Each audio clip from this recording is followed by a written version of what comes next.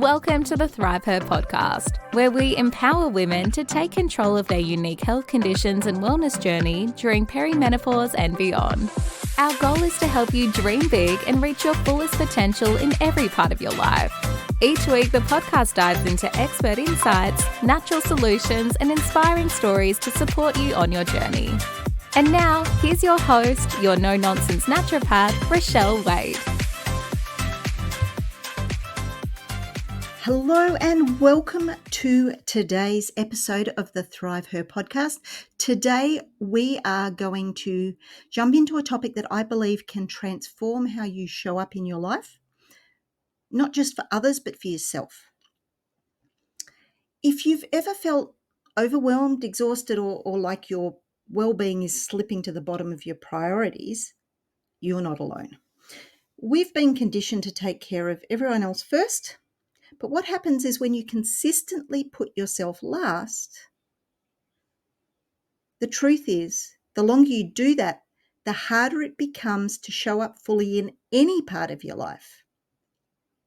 So today's episode is all about creating a daily self-care ritual that restores your energy, enhances your focus, and actually reminds you that you matter.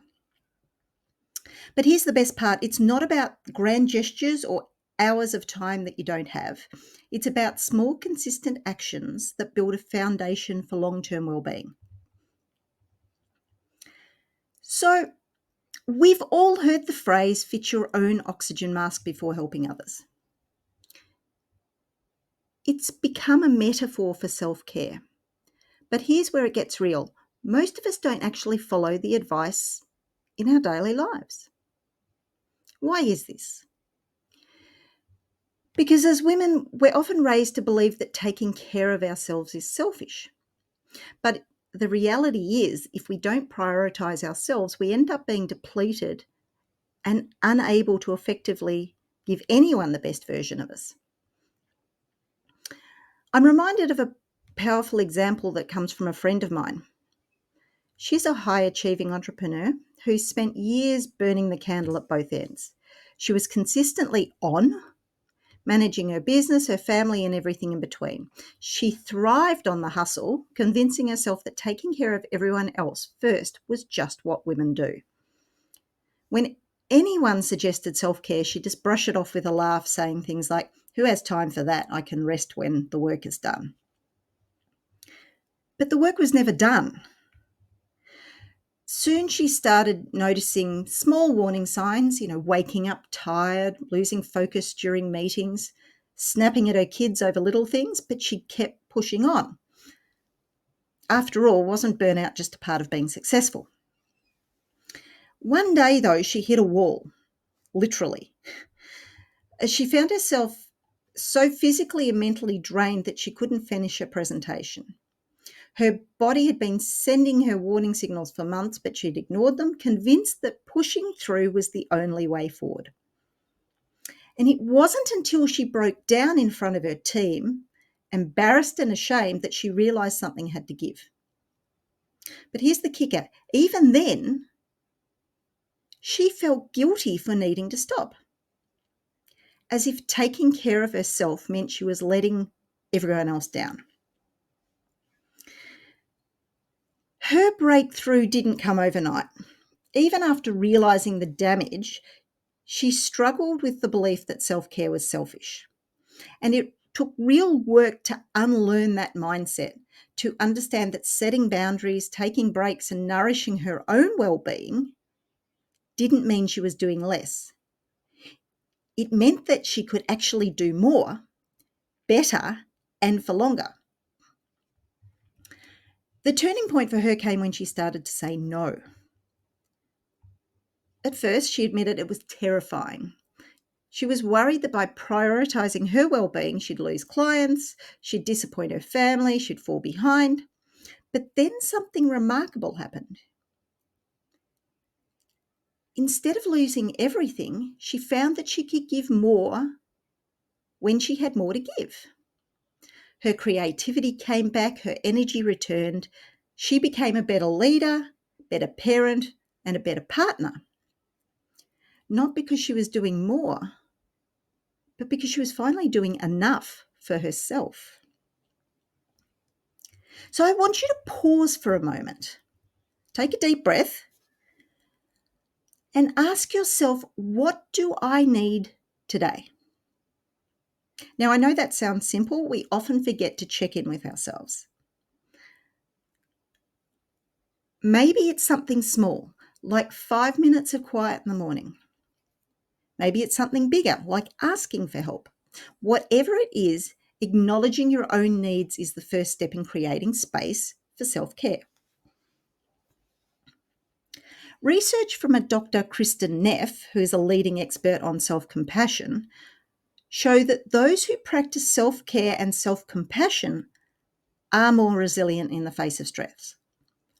They manage greater emotional balance, fewer symptoms of anxiety, and are more capable of managing their daily challenges. So I want you to think of self-care as an investment in your resilience. When you take small steps to meet your own needs, you're building the emotional strength to face whatever comes your way. Now let's talk about the science behind why daily self-care rituals are so transformative. Our brains are wired to seek out routine and consistency. When you build a regular self-care ritual, no matter how small, you're sending a powerful message to your brain and body that I am worthy of care. Research from Harvard Medical School has shown that mindfulness-based practices, even if they're as short as 10 minutes a day, can reduce stress by lowering cortisol levels. So that's the hormone responsible for that overwhelmed, on edge feeling. But this isn't just about emotional well-being. Lowering cortisol has a direct impact on your physical health.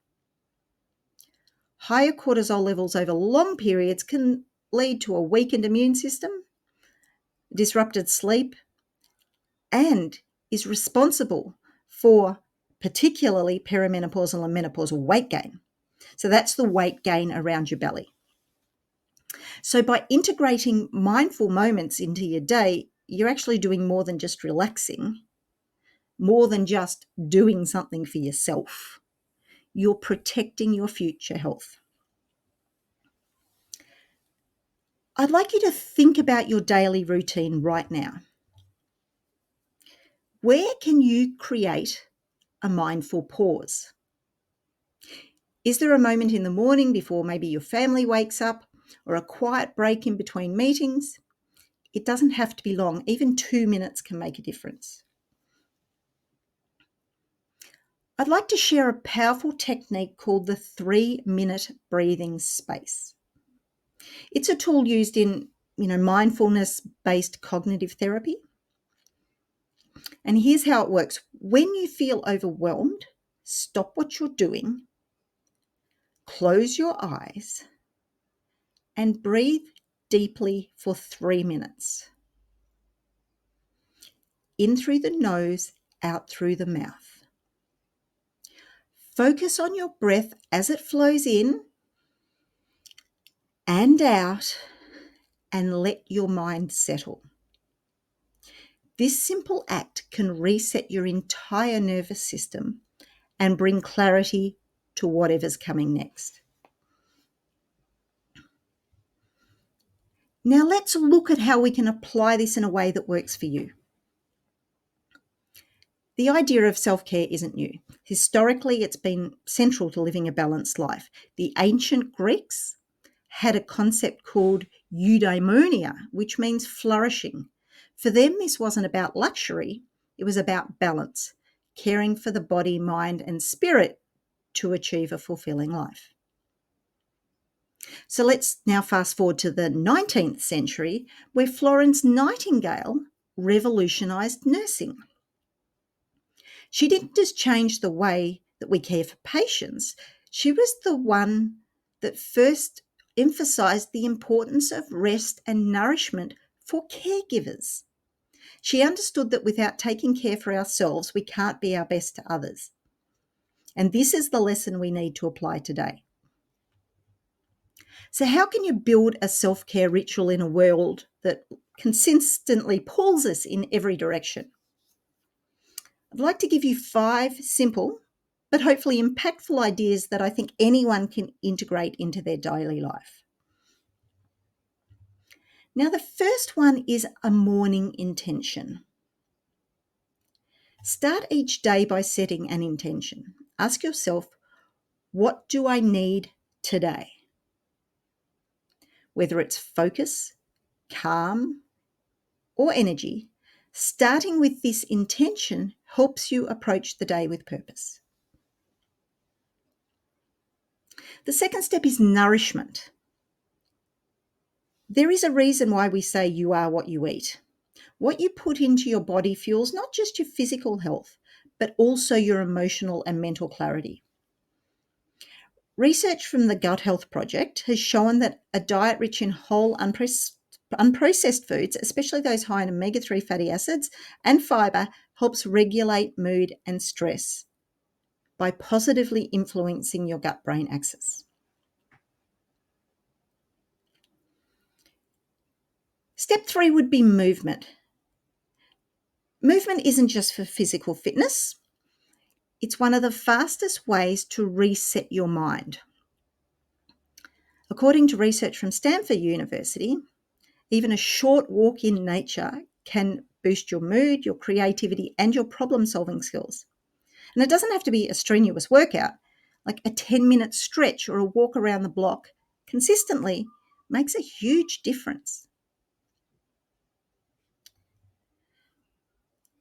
Now, the next one is the one that's essential, and that is boundaries.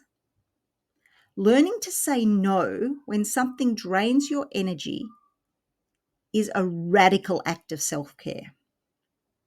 Now, we're going to dive deeper into this in the coming weeks, but for now, I want you to think about one area in your life where you need to set a boundary. Where can you reclaim some time or energy for yourself?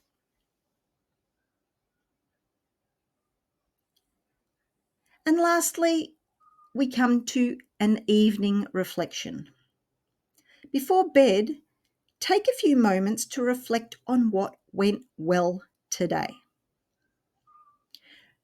Research from UC Berkeley shows that practicing gratitude improves sleep and emotional well-being. End your day with a positive mindset by jotting down 3 things that you're grateful for, 3 small wins that you've had, no matter how small.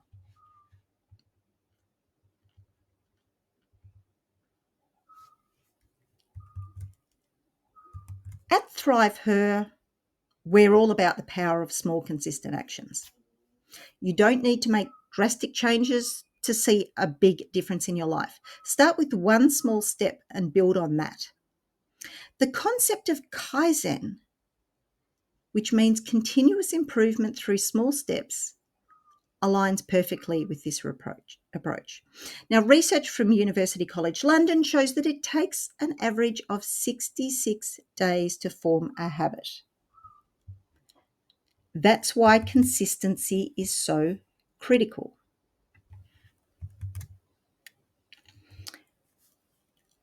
By committing to one small act of self-care each day, whether it's setting an intention or practicing gratitude, you're building a foundation for long-term change. Repeat the mantra. Small steps lead to big changes. I see it every week. It is the basis on which I have formed my work. Now, before we wrap up today's episode, I want to share a little teaser from next week's episode.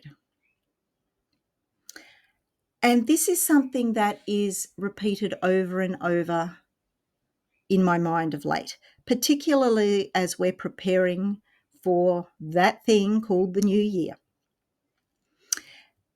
In my clinical practice, I see clients who are keen to start strong, and they go in blazing.